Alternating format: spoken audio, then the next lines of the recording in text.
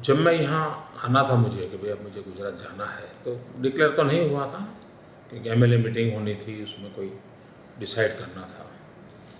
तो मैंने वहाँ से फ़ोन किया पार्टी ऑफिस को।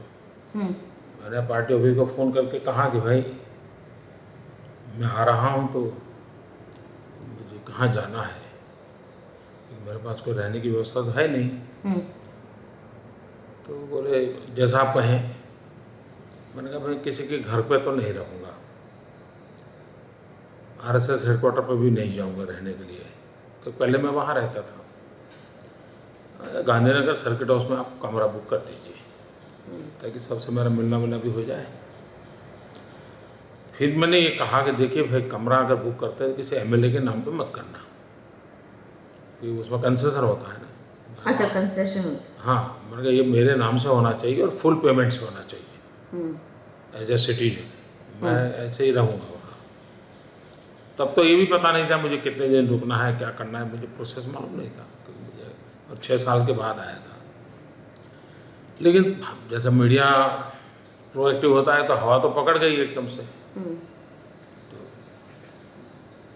गांधीनगर में सर्किट हाउस जैसे मैं लैंड करूँगा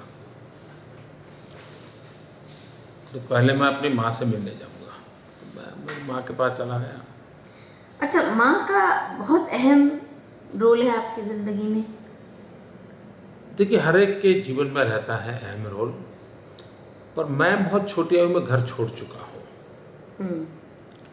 तो उस अर्थ में तो मैं बचपन की जो भी बातें हैं वो तो हम एक सामान्य परिवार के हैं, तो जो भी कुछ भी वो वही घर के आसपास की ज़िंदगी, तो उसमें माँ सबसे प्रमुख रहती है, हर चीज़ में माँ प्रमुख रहती है। तो मैं माँ से मिलने गया, उनके पैर छू कर के। तब तो ये हवा बन चुकी थी शायद मुझे अब ये काम देना है। तो उस दिन के टाइम्स ऑफ इंडिया में खबर छपी है और उसमें मेरी माँ ने कहा बेटा कुछ भी करना, नहीं पैसे वैसे मत खाना, घूस मत लेना। हाँ, पैसे वैसे मत खाना, किसी का बुरा मत करना। ऐसे 1-2-4 वाक्य।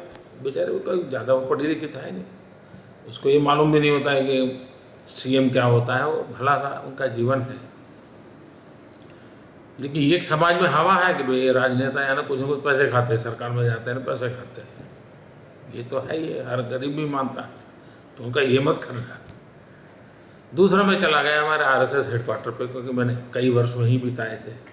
ऐसे कई सालों के बाद आया था तो सबको नमस्ते करना। और फिर मैं गांधीनगर सर्किट हाउस आ गया।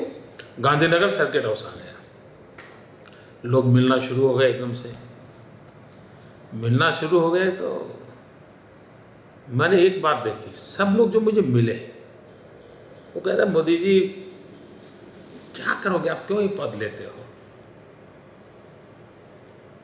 पार्टी तो डूब रही है और आपका भी कहीं सुषमा स्वराज तो नहीं हो जाएगा। देखिए कमेंट मुझे वही करते थे,